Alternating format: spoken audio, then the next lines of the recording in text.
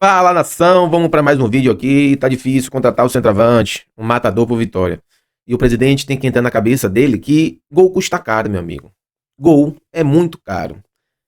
Gol é o principal objetivo do futebol, é o gol. É através do gol que se vem os 3 pontos, a vitória e, consequentemente, títulos, objetivos alcançados, como classificação para uma determinada competição, uma melhor colocação no Campeonato Brasileiro e, enfim, entre outras coisas. E isso, ter um jogador no elenco com essa qualidade de matador, custa caro. E o presidente, nosso presidente, não ainda, ou para ser mais justo, muito provavelmente, o Vitória realmente está em um processo de recuperação, né? É um processo que leva tempo, apesar de da gente conseguir se manter na Série A, conseguir se classificar para uma competição internacional depois de muitos anos. O Vitória ainda vive uma situação financeira complicada, né?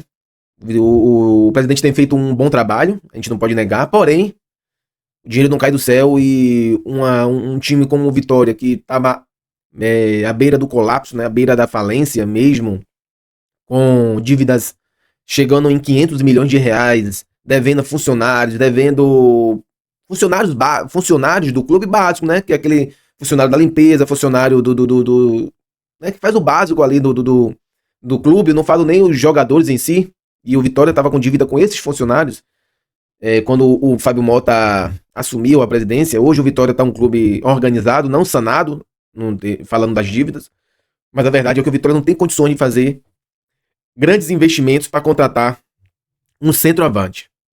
O Vitória está aí desde dezembro numa negociação de inúmeros centroavantes, inúmeros atacantes aí com uma certa qualidade e não obteve sucesso, né? Eu vou até recordar aqui para vocês, para quem ainda não... Teve gente que não acompanhou quais foram os centroavantes, os atacantes que o Vitória tentou trazer para ocupar aquela vaga ali de um cara que referência, um cara que de uma qualidade a mais para fazer gols, né? O primeiro foi o próprio Alejandro. Essa negociação se arrastou aí até, sei lá, semana passada. Desde outubro, mais ou menos, setembro, outubro, que o Vitória vem tentado negociar com o Bragantino a renovação do contrato de empréstimo, ou até mesmo comprar porcentagem dos direitos econômicos do jogador, e não deu certo, né? O Vitória e o próprio jogador anunciou na semana passada que não iria permanecer no clube e tal, e esse foi a opção A do Vitória. Depois teve a negociação com Léo Ceará. Léo Ceará que em 2025 vai jogar em outro time, que é esse aqui agora. Vitória tentou negociar com ele, mas o que travava era que o clube lá do Japão só liberaria pagando a multa, que era muito cara. Não deu certo, mas uma opção que não deu certo. Felizmente seria uma peça aí muito importante. A terceira opção que o Vitória foi atrás, ou até juntamente com o Léo Ceará, né? Tava negociando ali com os dois simultaneamente, foi o Gonzalo Tapia, que infelizmente optou por jogar no River Plate da Argentina. No caso do Gonzalo Tapia, eu consigo enxergar de várias formas, né? Claro, questão financeira, eu não sei qual foi a proposta financeira que o Vitória fez de salário para o jogador e até de luvas, né? Que quando a luvas envolve um empresário também, né? O staff do jogador, que é diretamente ligado aí a esses valores, né? O valor de luva. O empresário sempre fica ali com um valor considerável. Mas além dessa questão do valor, envolve também que o jogador jovem, 22 anos, tem aquele sonho de jogar numa equipe e tal, e a gente não pode ser, vamos dizer assim, tapar o sol com a peneira. O River Plate é um dos maiores times da América do Sul, um time que já falei isso em outro vídeo, tetracampeão da Libertadores, um dos maiores times da Argentina, um dos maiores times da América do Sul. Então isso atrai muito, né? Isso influencia muito o jogador em fechar com um time.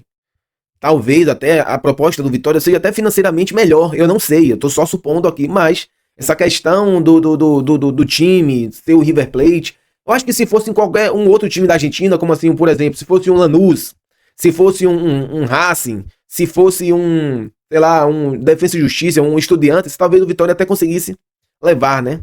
Mas como foi o River Plate ou se fosse o Boca Juniors, tem aquela fantasia do jogador, e é um jogador jovem também.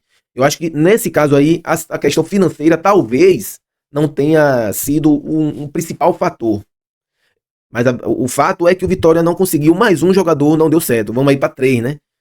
Foi o Alejandro, Léo Ceará, o Gonzalo Tapia. E agora a bola da vez, pelo que tudo indica, o Mastriani, muito provavelmente, não deve fechar com o Vitória. Por quê?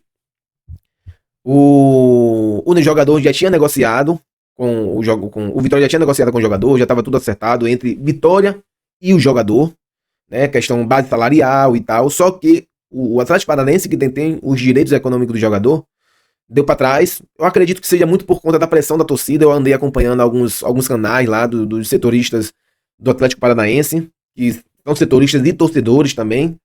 E eu vi lá muita gente reclamando, dizendo que era para manter o jogador e tal. E isso talvez tenha feito com que a diretoria do Atlético Paranaense voltasse atrás e decidisse manter o jogador, né? Manter o jogador. E é mais um jogador que o Vitória negociou e muito provavelmente não vai vir. O Gonzalo Mastriani. Talvez esse vídeo eu tô gravando aqui 7 horas da manhã, né? Talvez mude, 7 horas e 20 e poucos minutos. Talvez mais tarde, lá meio-dia ou durante a tarde, essa situação mude, porque eu vi também algumas informações vindo do Paraná que o jogador bateu o pé e disse que quer sair do Atlético Paranaense, porque não sei o real motivo, mas especula-se que a família dele ficou um pouco chateada e porque ainda dia 14 de janeiro o Vitória, o jogador não tinha a sua vida definida, para onde ia, se ia mudar de cidade, querendo ou não, envolve família, filhos e tal, escola, mudança, tudo isso. E como o jogador já tinha tudo acertado com o Vitória, muito provavelmente já estava ali acertando sua vida, viagem, vendo casa e tal, isso mexeu muito com o jogador e que agora o jogador é que não quer ficar no Atlético Paranaense. Porém, todavia, entretanto, não é só uma vontade do jogador, né? Claro que a vontade do jogador diz muito sobre isso, sobre querer ou não ficar, porém, a verdade é que o jogador tem contrato até 2026 com o Atlético Paranaense. Mesmo que ele queira sair, ele só sai se o clube interessado pagar a multa. E o Vitória já disse que não tem condições de pagar. Disse não. Não foi de acordo em pagar o que o Atlético Paranaense está pedindo, que é 12 milhões de reais. Ele foi comprado junto ao América Mineiro na época por quase 10 milhões de reais. Hoje o Atlético Paranaense só aceita negociar o jogador se for por 12 milhões de reais. Aí o Vitória estava já articulando uma troca por empréstimo, ia Felipe Machado para lá e viria o Gonzalo Tapia, o Gonzalo Mastriani, só que no dia de ontem surgiu a notícia que o Atlético Paranaense desistiu da negociação e queria manter o jogador para a disputa da Série B. É mais uma prova que tem que ter dinheiro para contratar esse jogador, especificamente essa posição. Não estou falando de jogador X ou jogador Y, estou falando da posição, que é uma posição extremamente importante dentro de um time de futebol, que é o cara que bota a bola, lá ele, para dentro do gol, né? O fazedor de gol, meu amigo. E é uma posição hoje, no Brasil, muito complicada de se contratar. Você viu o Yuri Alberto, ano passado, como foi criticado, como foi massacrado, estava mal, e o Corinthians manteve o jogador ali, até que o jogador se recuperou e foi um dos artilheiros do Campeonato Brasileiro, junto com o Alejandro. E entre outros exemplos, o Pedro se machucou, olha como foi a dificuldade em um Flamengo conseguir ali uma posição ali de repor, né, a posição de um centroavante. Tentou Gabigol, tentou Carlinhos e ninguém desempenhou tão bem a função como o Pedro. E entre outros exemplos, o Palmeiras mantém, o São Paulo mantém Caleri, né, um jogador que já tem uma certa idade, mas mantém ali e banca o jogador mesmo em má fase também. Entre outros exemplos dentro do futebol nacional, falando do Brasil, que prefere estar com esse jogador do que perder e depois ir atrás de outra posição. Não vai achar tão fácil e quando acha, tem que coçar o bolso. Então, volto a dizer, gol custa caro, certo? Gol custa caro, então o Vitória, se não conseguir fechar com o Mastriani ainda essa semana, tem que partir para outra, não sei o que é que vai fazer, não sei se vai buscar parceiros para tentar, dentro dos próprios patrocinadores do clube, hoje tem uma 7K, que é a nova patrocinadora master do clube, tentar puxar uma parceria para arcar com o salário do jogador, ou arcar com a multa rescisória de determinado atleta que o Vitória tem interesse, ou pagar parte da multa rescisória e o Vitória pagar uma outra parte, ou tentar voltar a negociar com o Alejandro, porque até o momento hoje, no dia 14, Alejandro não tem definição se vai ser vendido, se não vai ser vendido para o exterior, se vai continuar no Bragantino, se vai ser negociado para um time dentro do Brasil. A verdade é que ainda a vida de Alejandro não foi definida. E o valor que o Red Bull Bragantino pede por Alejandro, eu acho que é muito dinheiro para... Sim, Alejandro é um jogador jovem, mostrou muito potencial agora aí nesse Campeonato Brasileiro no Vitória, mas é uma incógnita como vai ser o ano de Alejandro no 2025, a verdade é essa, porque antes de 2024 o Alejandro vinha de anos ruins, números ruins, e mostrou e recuperou seu futebol, ou recuperou não, teve o seu melhor ano da vida dele na carreira no Vitória. Vai se repetir em 2025? Ninguém sabe. Como é que vai ser o time que ele vai jogar, como vai ser o esquema, vai favorecer ele ou não, tudo isso inclui. Então, pensando nisso, analisando tudo isso, eu acho que o valor que o Red Bull Bragantino pede pelo jogador é muito alto. E eu acho que o Vitória pode aí tentar voltar a negociar com o Alejandro. Quem sabe dê certo, né? O Bragantino tentou incluir jogadores da base na negociação, Fábio Soares, o Luiz Miguel, um Lauan, tentou envolver outros jogadores também, se eu não me engano foi um zagueiro, que eu esqueci o nome agora. Enfim, é isso, Vitória precisa definir o mais rápido possível para ontem essa questão da posição do 9, do centroavante. Senão fica deixando para depois, eu já falei isso. Esse ano 2025 vai ser diferente. As competições principais vão começar mais cedo, que a Copa do Campeonato Brasileiro começa em março.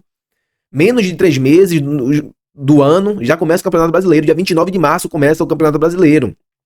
Vitória precisa estar com o time pronto, ajustado fisicamente e ajustado taticamente em 29 de março. E em abril começa a Copa Sul-Americana. Então, ficar postergando, ficar deixando para depois definir essa situação pode complicar. Então, é isso, forte abraço, até o próximo vídeo, se inscreve no canal, é inteiramente grátis, não custa nada, só apoia o canal a continuar crescendo. Estamos aí chegando em 3 mil inscritos e é uma meta para esse mês de janeiro conseguir bater os 3 mil. Estamos aí chegando em 2.200.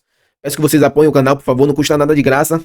Só ajuda mais um canal que tem a identidade rubro-negra, que um torcedor do Vitória fala com vocês, né? Aqui vocês se sentem representados, tá bom? Forte abraço, fica com Deus e até o próximo vídeo.